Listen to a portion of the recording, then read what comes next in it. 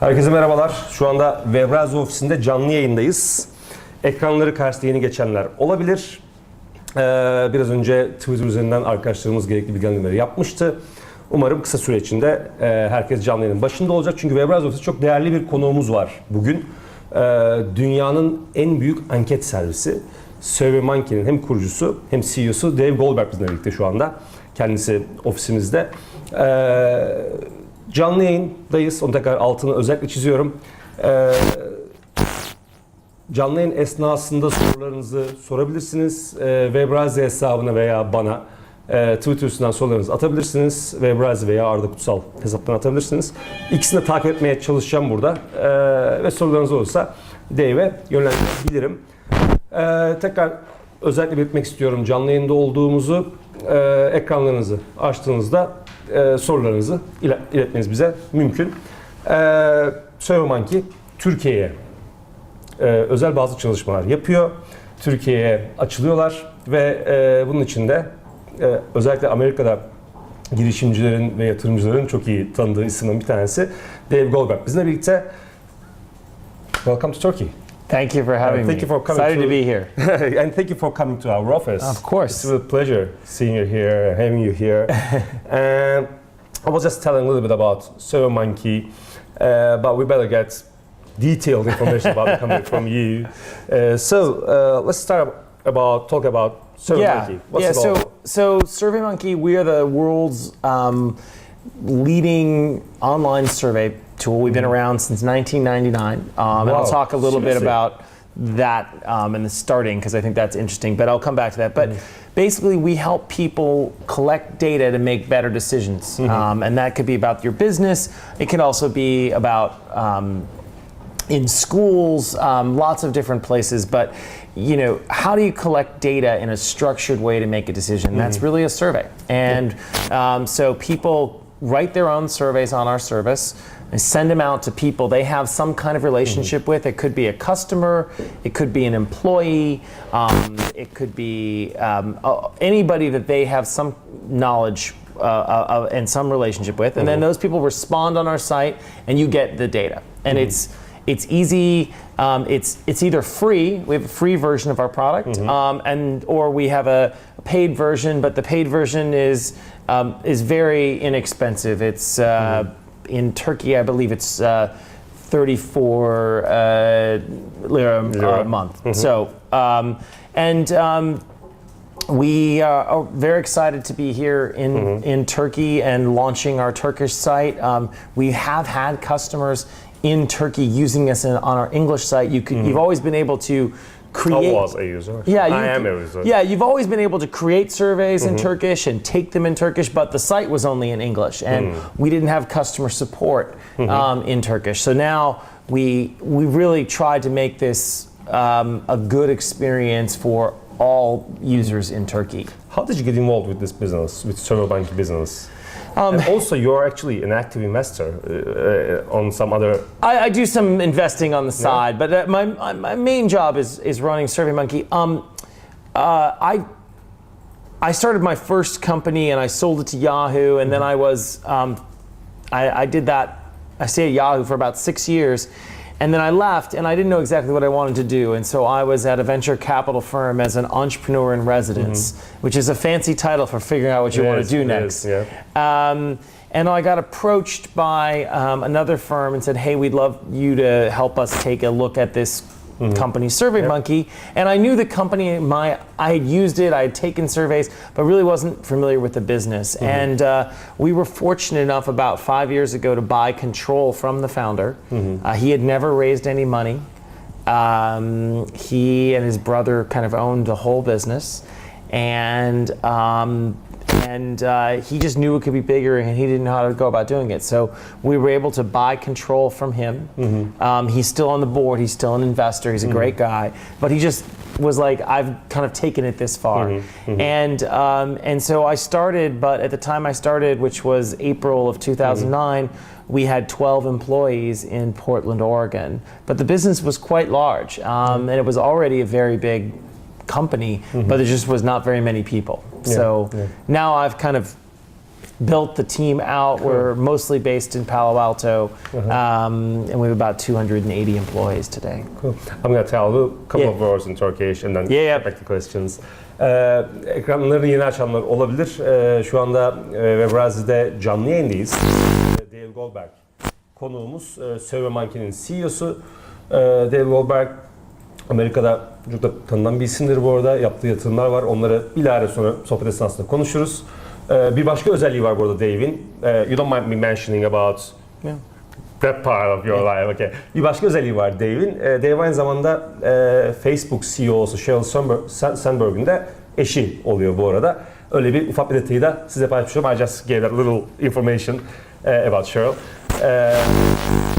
Sorularınız olursa atabilirsiniz. Birazcık SurveyMonkey, yani Dave neden burada?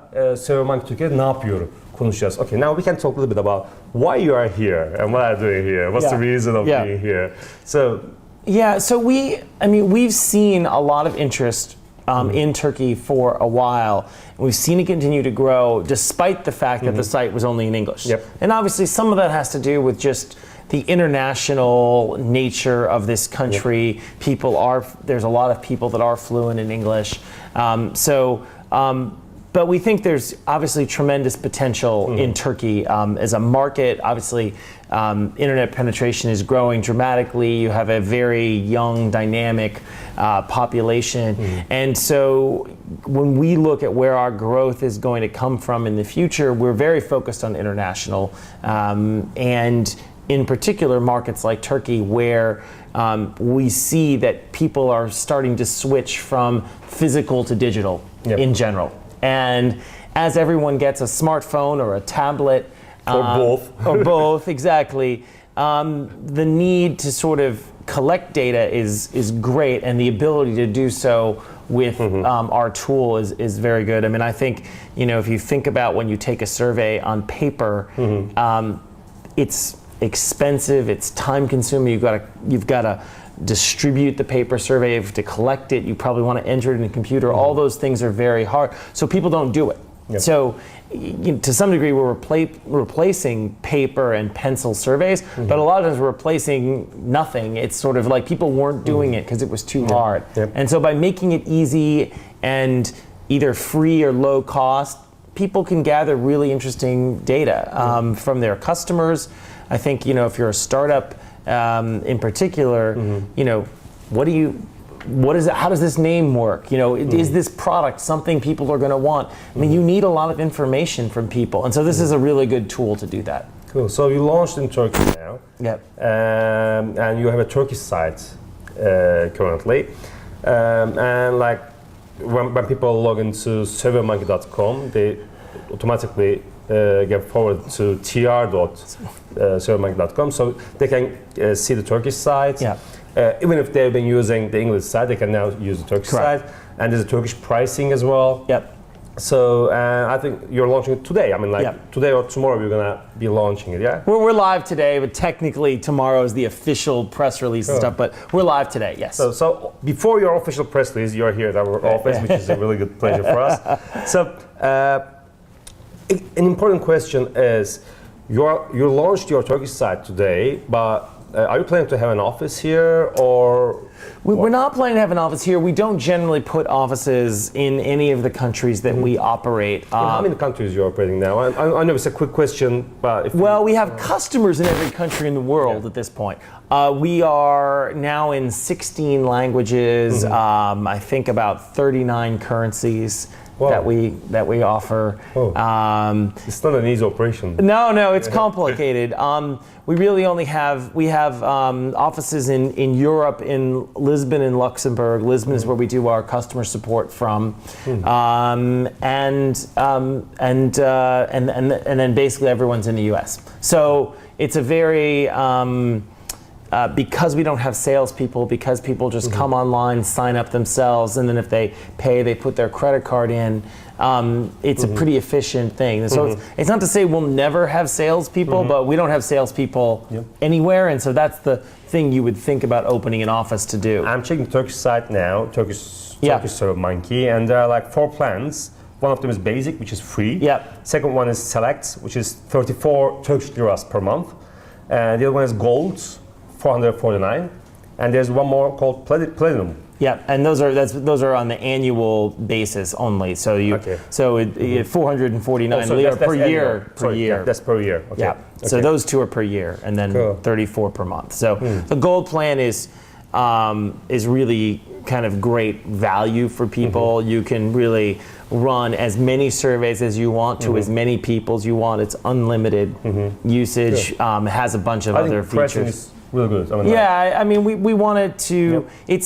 I would say it's slightly less than it would be in the U.S. and Europe. I couldn't see I think it's about 2 to 1 is the lira to the dollar right now. So it's $300 in the U.S. for gold. So it'd be $600 if we. But we wanted to want to be aggressive and sort of make sure that price isn't an issue for people here. Cool. So again, few words in Turkish. Yeah. Birkaç açıklama yapayım. SurveyMonkey bugün itibariyle teknik olarak Türkiye pazarına girmiş oldu aslında. SurveyMonkey.com şu anda Türkçe yayın yapıyor. Girdiğinizde sizi otomatik olarak tr.surveymonkey.com'a yönlendiriyor. Biliyorsunuz dünyanın en büyük anket servisi olur kendisi.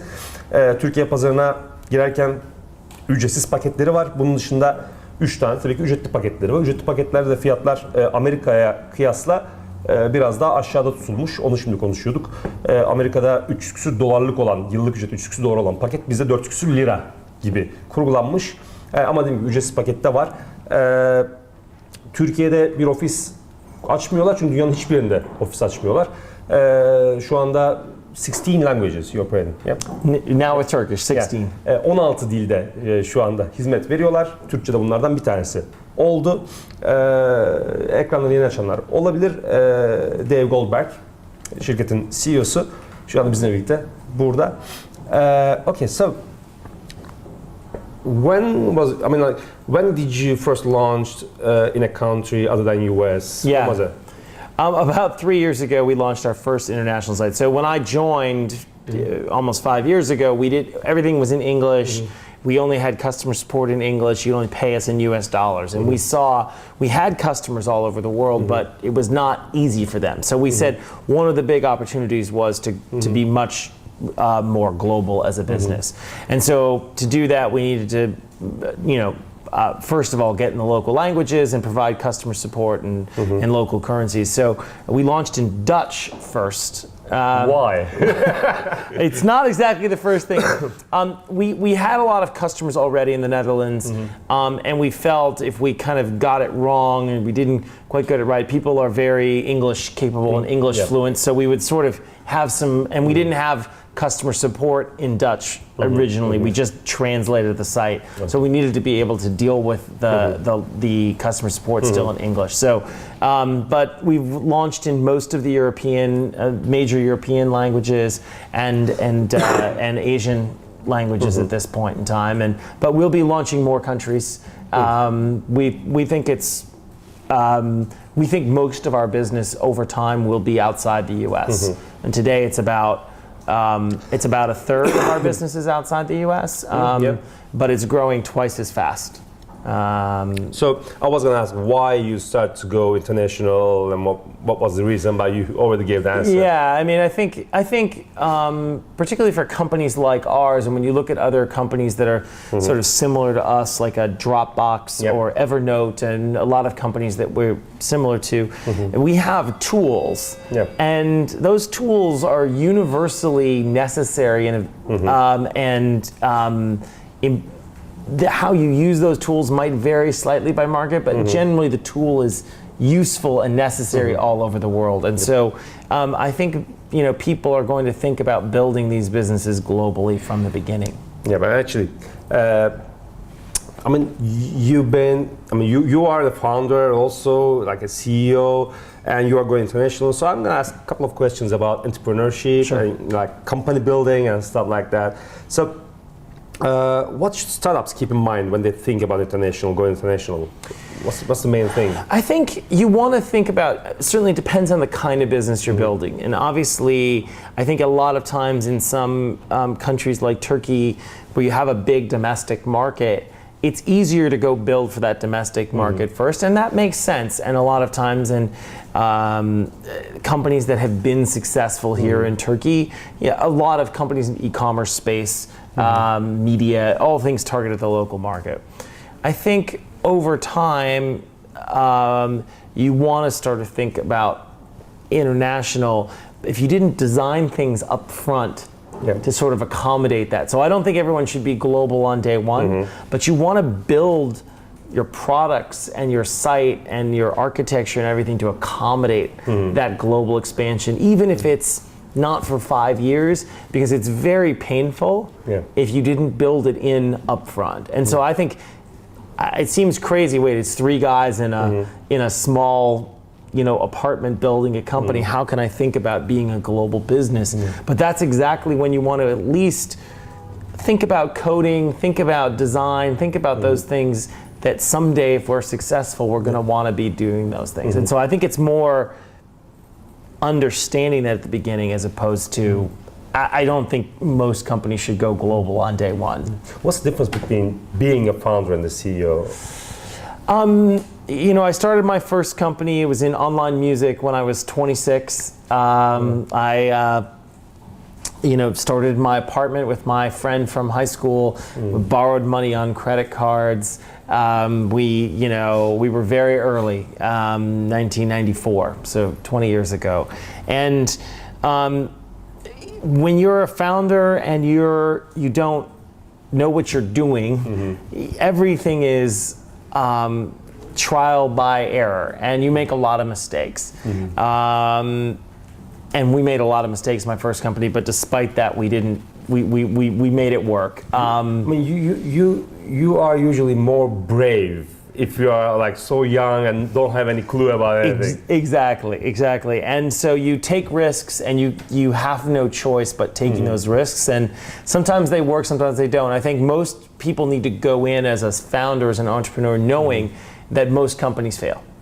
Most companies don't just fail in Turkey, they fail everywhere. In Silicon Valley, etc., they fail. And so you have to have that attitude of, it's likely to fail, but I'm going to learn things the first time. And if I really like it, then the second time or the third time, I'm really going to benefit from that learning. And so I went into it when I was 26 thinking it was going to fail, and feeling like even if it failed, I would have gotten a great education rather than going to business school. And the fact that it did work was kind of a nice benefit and surprise, but it wasn't how I went into it in the first place. I think now being a CEO and brought in, I've kind of had the best of both worlds in SurveyMonkey, in that it was only 12 people. So I've really gotten to build the team and build it around kind of the vision that I have.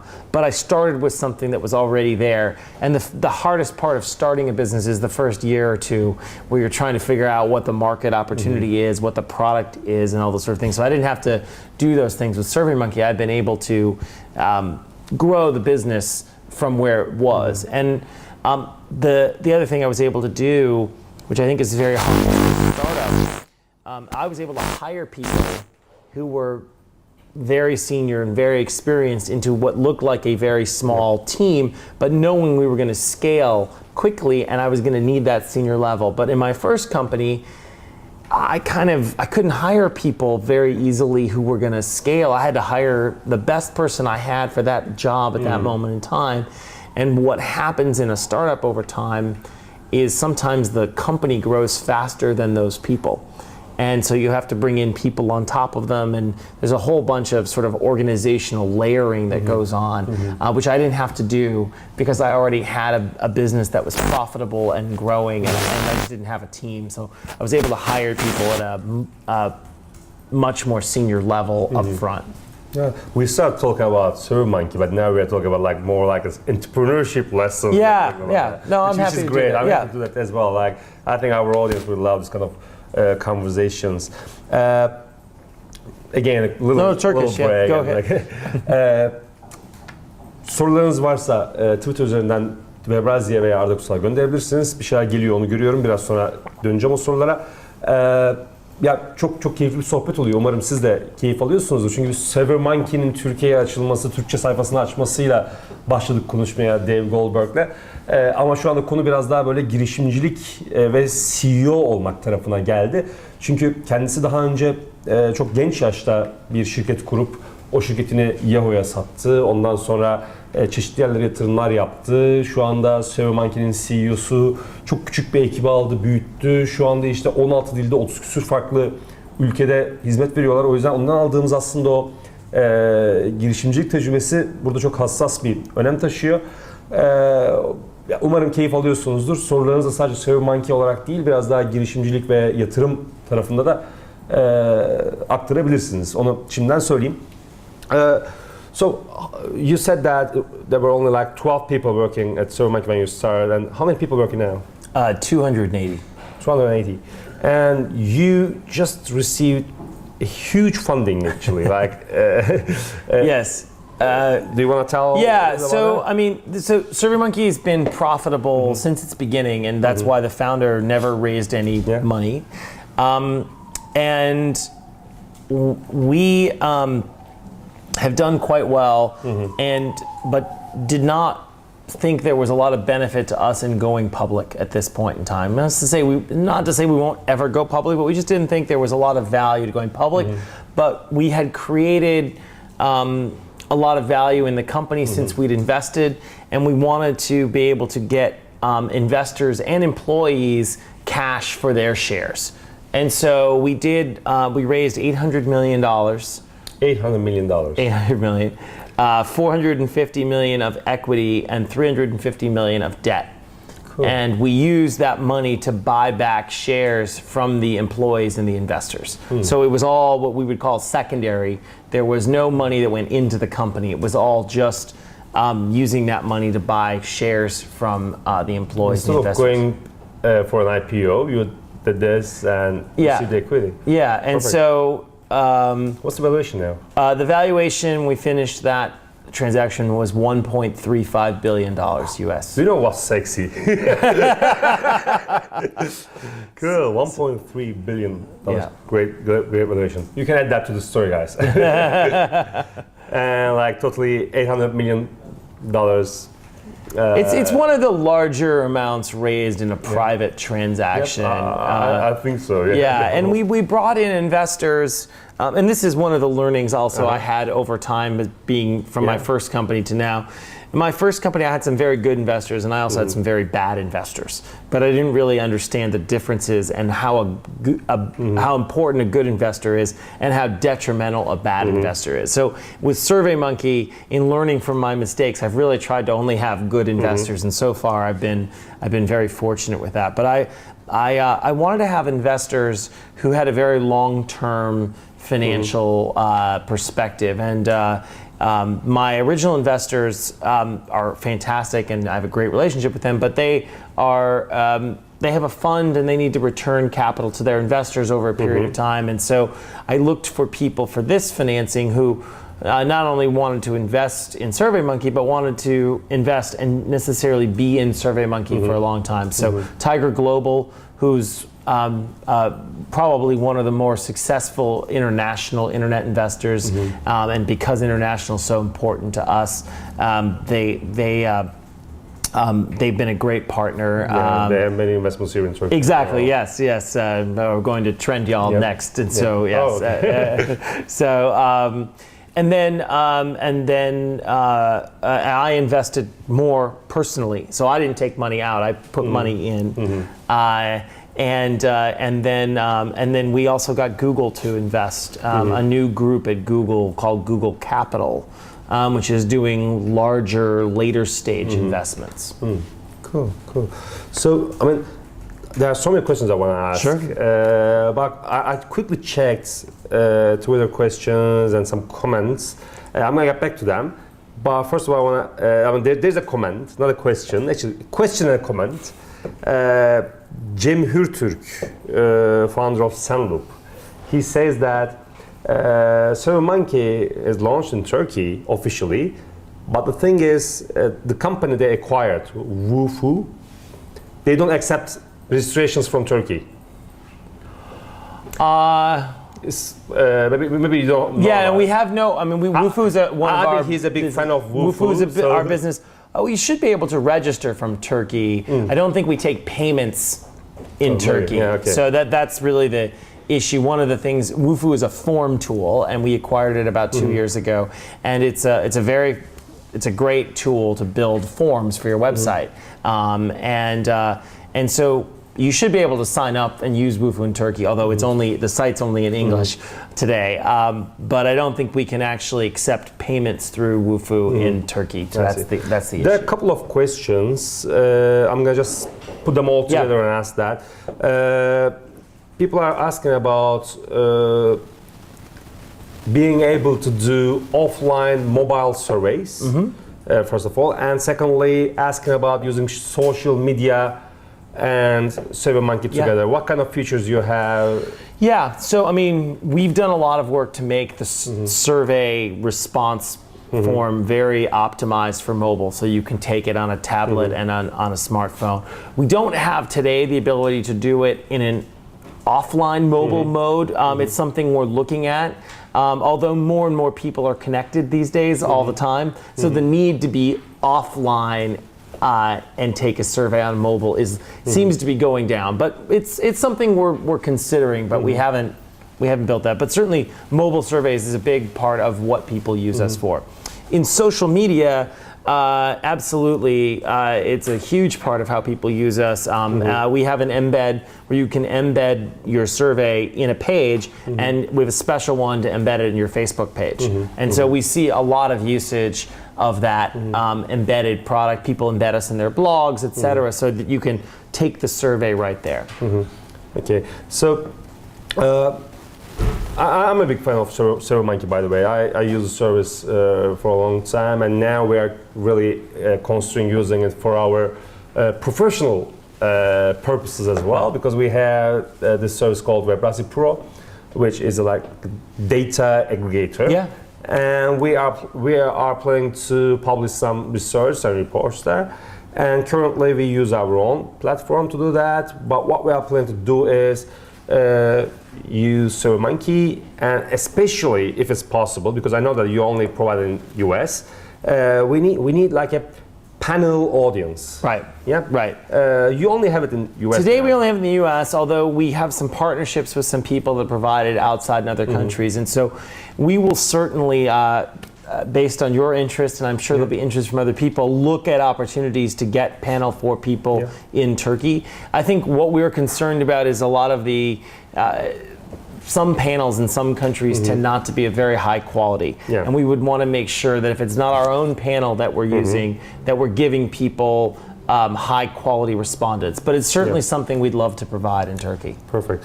By the way, I'm using two devices now. Multiple yeah, one of them is Webrazzi account, the other one is my own account. So let's get. I'm going to get back to the questions in a minute, but I have a couple of more questions, and we have actually limited time left. Couple of minutes left. Few words in Turkish, and then ask a little bit more questions and get some questions from audience again. Sorularınız varsa alabiliriz. Bu girişimcilik ve yatırımlarla alakalı olabilir veya SurveyMonkey'nin kendisiyle ilgili olabilir. Programın başında belirttiğim gibi SurveyMonkey Türkçe sayfasını açtı. Şu anda yayında. Yarın bununla ilgili bir basın bilgilendirmesi bültenleri yayınlanacak. Öncesinde Webrazzi ofisine geldiler. Ve Dave Goldberg burada. Ofisimizde çok değerli bilgiler aldık kendisine. Yani hem SurveyMonkey ile ilgili hem girişimcilik ve CEO olmakla ilgili. Son birkaç dakikaya girdik. Biraz sonra programı kapatmam gerekecek çünkü onların da başka toplantıları var devamında. Eğer sorularınız varsa sormaya devam edebilirsiniz. Ben aradan çekip soruları soracağım. Building a talented team. I really want to talk about this because you found a company, now you're a CEO of a company. So how do you build a talented team, especially as a startup? Yeah, I think you have to look at it as building a talented team. Sometimes people look at it as like, oh, I want everyone to be really great at everything. And I sort of think everybody's got strengths and weaknesses. I have strengths and weaknesses. Yep. And so I look at it as it is really about building a talented team, but that talented team is made up of a group of people who are really good at certain things, and as a whole, you've kind of filled all of the needs that you have on a team. I spend a huge portion of my time recruiting. In the beginning, my first year at SurveyMonkey, that was pretty much all I did. Now it's probably 25 to 30% of my time. Wow. It's just really important. Like the companies we're building, the companies people here are building, it's all about the people. And so if you don't have great people and you don't motivate them and find ways to take advantage of their strengths, it's not going to work. Yep, I also sort of believe that you want to play to people's strengths and not their weaknesses. A lot of times people are always saying, well, if only he did this better, if only he did that better, he'd be perfect. And it's sort of, I sort of think, you know what, let's find what someone's really good at and what they're passionate about, and hopefully that fits with what you need done, and then put other people around that person who have different interests and different passions, so you get everybody as a whole doing the right thing. But it's like any kind of sports team. If you have everybody who's really good at the same things, it doesn't work. You need people with different skills, and so I like sort of finding really talented people, and we hire people with a mixture of experience, and then I also hire people who are what I would call great athletes. Smart, talented, young, maybe don't have an experience, but we look to bring them into the organization, and then they learn and they get experience, and then those are some of your best people long term, because they've really got the kind of core horsepower, but also they've kind of learned inside your business. Yeah. I mean, I know you have a couple of more meetings outside, so I want to really keep it short, but I need to ask these questions. Sure, yeah. I have time. I'm good. I'm going to ask those two questions quickly. One of them is, how do you scale technology? Because like you are operating in like 16 languages, 30-something countries. Yeah. 75 million responses a month. Really? Yeah. So how do you scale technology? I think, again, it's sort of about starting from a framework of we're going to build something to scale, knowing when you're building it, it's got to scale. And it's hard when you're a startup, you don't do those things. So we've actually had to rebuild our entire architecture at SurveyMonkey over the last 4 years. We're mostly through it. We haven't completely finished. Because the founder built something that scaled but was very, sort of 10 years ago, kind of the way to build things, and things have changed. So we've had to rebuild it, and I think it's nice in web companies that you can kind of rebuild things in pieces. And so our customers don't know when they're on the new part of our product or the old part. They're just using it and it all works seamlessly. It's a lot of work on our end, on the back end. Again, kind of like thinking about globalization early on, thinking about scaling early on, even if you don't actually need to scale it out, you want to think about how it's going to scale. A lot of businesses that didn't work because they failed at the scaling part. And why did Friendster fail in social media? It was one of the earliest social media sites. It failed because it fell over. It couldn't handle all the load as soon as people started joining. So they had a lot of the right ideas, but they just couldn't handle it. So thinking about that stuff up front is really important. And obviously having a great team, and I'm very fortunate, we've got a great team of people who think about these things. And especially for SurveyMonkey, it's really important to scale up, because mostly it's a paid service. Obviously you have like free services, but it's a professional service. Sure, people are paying us money. I mean, they expect it to work, absolutely. Yeah. There are a couple of more questions. There's a business proposal. We're a startup in Turkey that we build an offline mobile survey platform. Can we contact you? Sure, they can contact me. It's probably not something we're going to sort of do with somebody else, but I would encourage them to use our tool. Yeah, they can get in touch with you via Twitter, I think, right? Because Dave Goldberg. Dave Goldberg. At Dave Goldberg. It's pretty easy. Yeah, and actually, I'm gonna. The benefit of being on Twitter early is I was able to get my own name. Yeah. Yeah. And there's another question. How do you position companies like Nielsen, GfK? Yeah, the big research firms. Those are the big market research firms, and we're in a different category than what they do. I mean, is there a competition between? We don't really compete with them. No. I think what people use us for is what they might have either done in paper and pencil or in an email or a hallway conversation. A lot of our usage is not just surveying customers, but it's actually surveying employees. So companies use us to get feedback from their employees as well, or plan an event. So let's say you want to plan the next Webrazzi conference. You might send out a survey to people. Well, who would you like to see as the speakers? What kind of venue would you like to have it at? What kind of food should we serve? About the speakers part, I'm going to talk to you personally. But all those kind of things. So it's a lot of use cases that have very little to do with what market research firms do. And I think market research firms, really their value is in analyzing the data, and it's not so much about just the tool collection part. So, at some point in time, they may want to use our tool to do what they do, but we don't really view ourselves as competing with them, and they don't view themselves competing with us either. So who are your customers? Who are your clients, actually? It's everything. It's big companies, it's small companies. Half of our customers are in education, nonprofit, or government, because they have the same sort of needs. So, schools surveying parents, students, and professors at universities using us to do research. Why should you do a paper survey when you're a psychology student when you can do an online survey? So lots of different use cases. But in the US, we have every big company as a customer, but it's individuals inside those companies. Again, we don't have large corporate contracts. And that's the case sort of globally. We have big companies and small companies, lots of startups. I think because we're very inexpensive and easy to use, people come to us, no matter their size. We are totally out of time now, so I'm gonna finish it. But I must ask this question. Do you have any plans of acquiring any company here in Turkey? I'm going to change the question. The question is about any plans about acquisition in Turkey, but I'm going to change the question. Do you acquire companies in other countries while you're expanding? We haven't acquired any international companies, but we have looked at it. We've done a couple acquisitions in the U.S., Wufoo being one, and a couple of others. We certainly would. If we found something that was a good fit for what we do, we certainly are very open to it. It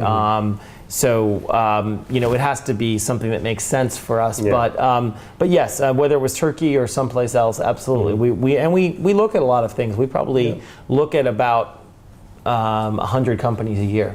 Seriously? Yeah. And what do you look at a company? The client base or technology they have? I think it's first of all the team, because that's very important to us. We don't just buy technology. We have a team, and most people that from the business we've had acquired, we've kept the people.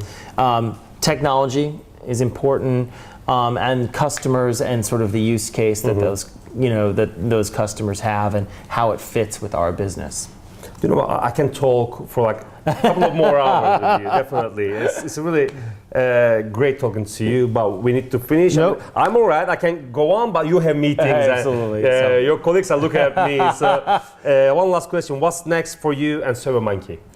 Well, I think we're excited to be here in Turkey. I think you're going to see us do more countries, more globalization. I think we're working on a number of things in mobile, and expanding kind of panel, a lot of those things. So, and really, this is about taking something that's really easy to use, that helps people collect data to make decisions. And so we look at that as all the different use cases that our customers use us for. How do we make those easier for them? How do we help them do those things that they're doing more easily. And for you personally? For me personally, I'm having a lot of fun. Yeah? This is exciting.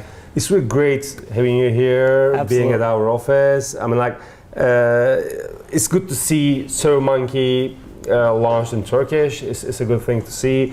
And thank you for coming here, announcing it at Webrazzi office before press release.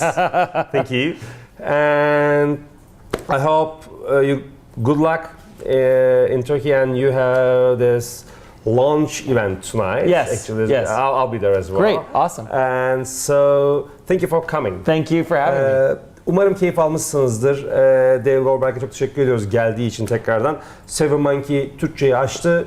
Canlı yayını burada sona erdiriyoruz ama yani canlı yayın bittiği anda videoyu izleyebileceksiniz baştan başlayarak. Onun için hiçbir sıkıntı yok. Programın başını kaçıranlar hemen en baştan başlayabilirler program bittiği anda. Çok sağ olun izlediğiniz için. Dave'e teşekkür ediyoruz. Thank you for coming. Thank you. Görüşmek üzere. Hoşça kalın. Bye.